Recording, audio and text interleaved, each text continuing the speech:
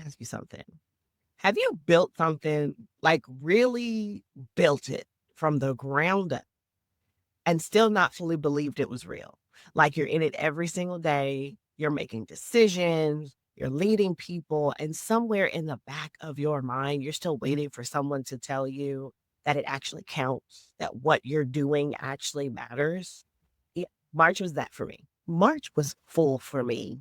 I mean, really, really full. A lot has been happening with Javery Wellness. A lot has been happening with me as a person. And by the end of it, I realized that I had three things that I learned that I wasn't expecting to. So that's what we're going to talk about today.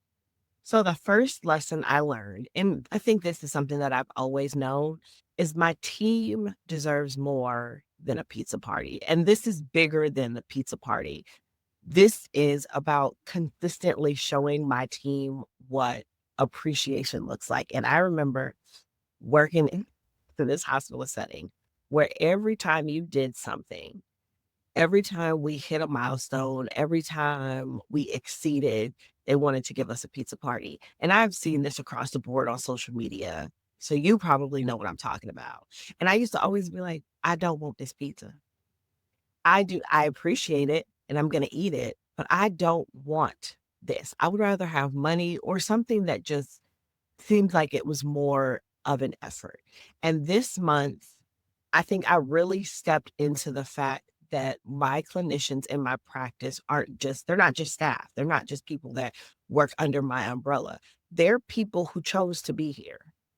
Like they choose to be here. They choose to show up. They choose to do hard things. They choose to push themselves out of their comfort zone. And I want the team to feel appreciated, but I also want each individual person to feel appreciated as well. And at this moment, I have a small team, so I can do that. So I send them little things for their anniversary, for how long they've been with us. I try to send things for their birthday. I send things when they first join the team. And then quarterly, we do stuff together. That is not a pizza party. And I wanted this to be different because w- my directors, I've pulled something from all the directors that I've ever had. I've had amazing directors. I will say that.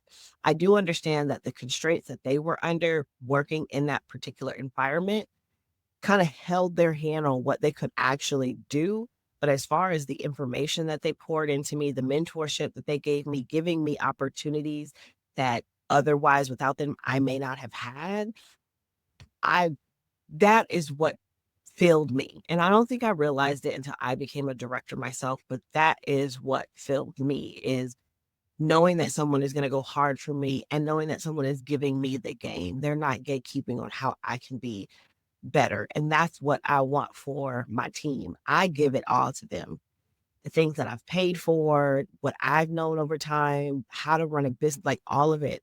I give them all of it because whether they stay with me or not, I want them to flourish. I want them to go out into the world and be confident with the fact that like they know their worth and they know their value and they are willing to advocate for it and communicate it on a regular basis. So, but I also want them to feel celebrated. I love giving gifts. I love getting gifts. And I like for them to feel appreciated of the fact that, oh, she took the time to listen to that thing that I said I was working towards. Or she actually does look at the preference form where I put all of my favorite things on it. And she's actually going to get me the things to make me feel good. And also, she's going to pour into my self care. Like we talk about self-care for our clients all the time, but there's no way that I can expect my clinicians to work with clients the way that they do if they're not doing the same and someone's not pouring into them the same way. So it ties into our self-care pillar. They deserve to feel appreciated. They do. Both deserve to feel appreciated. And so when I'm doing things to pour into my team, I realize that it pours back into me as the CEO. And I recognize a pizza party says, thank you for showing up. Thank you for doing the job. Real appreciation says, I see what you're carrying and I don't take it lightly. And I've decided that my team deserves the second one. let's talk about lesson 2, asking for help and how it's actually a creative act. Honestly, I'm no different than you. I have constantly been taught that asking for help signals some type of weakness or the fact that I'm incompetent. I've also been taught that me being who I am, I should be able to shoulder everything. I should be able to do it on my own. I shouldn't need help because I'm the strong one. I'm the one that has it together. And I have every day had to work to not take on that narrative for myself, especially working a 9 to 5 and having a team. So in the month of March, I did something a little bit uncomfortable. I started making asks. I started asking people, hey, where can I be visible? Hey, can you give me this referral? Hey, can you let these people know about my practice? Hey, can you let people know about my event? Hey, do you have any resources for me? I started asking, and wouldn't you know, people actually show up for me. Like the results actually started happening when and I think for my brain, I don't know if your brain does the same, but for my brain, there's always the belief that no one is going to help me, that no one's going to show up, or that I'm going to get a no, or the end result will just be better if I do it myself.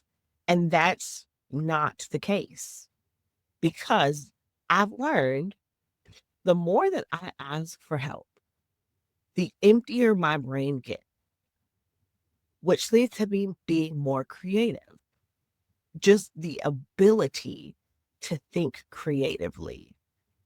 I realized that I take that back. I realized that I struggled to be creative, but I did not realize that it was because I wasn't asking for help, that I didn't know what I don't know, and that by asking someone else, something just, it could be super simple. Can you go pick this up for me? Can you make this call for me? That it was teaching my brain it's okay to have more space. It's okay to have more space and that it's okay to give up control. So I have been leaning heavily, especially in March. How can I collaborate with people? How can I partner with people so that I'm not doing all the things? I'm not trying to figure it all out. And it has been a breath of fresh air. I highly, highly, highly encourage you to try it, even if it's on a small scale. And my practice expanding, me wanting to grow my practice while also working a full-time job means that I cannot do it all. It's just it's not humanly possible. And asking for help is no longer an option. As the CEO, as the head of my company, it's part of the blueprint of what's going to take us further and also provide for the clinicians. I thought asking for help would make me look like I didn't know what I was doing at one point in time. And what it actually did was open up the door to ideas I never would have found by myself. That's not weakness. That's how you build something that lasts. Light bulb. And my third lesson for March was I built this thing. I'm just sitting and I built a thing. Like, oh my gosh, like I built this thing from the ground. What am I supposed to do with this? Like, there's no boss for me to go to. There's no one above for me to be like, hey, look, I want to do this, or I don't know what to do next. It's it's this weird feeling. And this is me talking my thoughts in real time because usually the thoughts are in my head. It's really weird to build something and it just starts working. Like you see the evidence that it is working and it is going to work and it's going to go like the full direction of your desires. And as you almost don't trust it, you almost wait for the other shoe to drop because I've been so focused in doing and building and orchestrating and making systems and making, procedures and all big processing, right? Like constantly with my head down, going, going, going, that I never really stopped to just be. to just be the CEO, to be the creator, to be the founder, to be the one who made this from a seed in my head. JIWS Wellness is expanding. Like, I have to say that out loud to myself, that it's expanding, and it makes me nervous. I'll tell you no lies. It makes me so nervous. It makes me nervous because it requires us to be more visible. It requires that we take on more responsibility.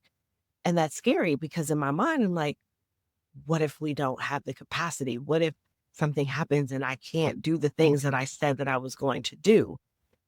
But this new version of me that's developing, it can't worry about that. Like, it can be a thought to be scared of the things that I'm building and to be scared of the dreams and the goals of what I want this practice to be for Black women. But also, I can be taken aback by where I am right now, because I'm in a place right now where, like, an older version of me never would have thought that we got here. Like, I couldn't imagine where I am today and what I've grown and just the trajectory of where this practice is going, all while being a mom and working a 9 to 5. So if you are building something, it doesn't have to be a practice, doesn't have to be a business, it doesn't have to, like, be this really huge thing. Understand that, like, it's real. It's real, it matters, it counts, it's important. And you did that. You did that.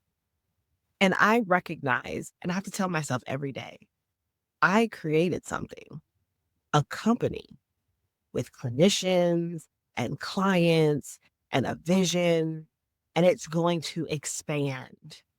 And March was the month I finally let myself sit in that, not rush past it, not minimize it. I just let it be true. So here's what I'm taking into April. I want to lead from a place of belief in my team, belief in the vision, and belief that what I've built deserves my full presence, not just my effort. And I'll let you know how that goes when we get to the end of the month and see how well I've done. Now, if you made it to the end of this video, first of all, I want to say thank you for making it through my first What the Month Taught Me. This was interesting. See if y'all like it.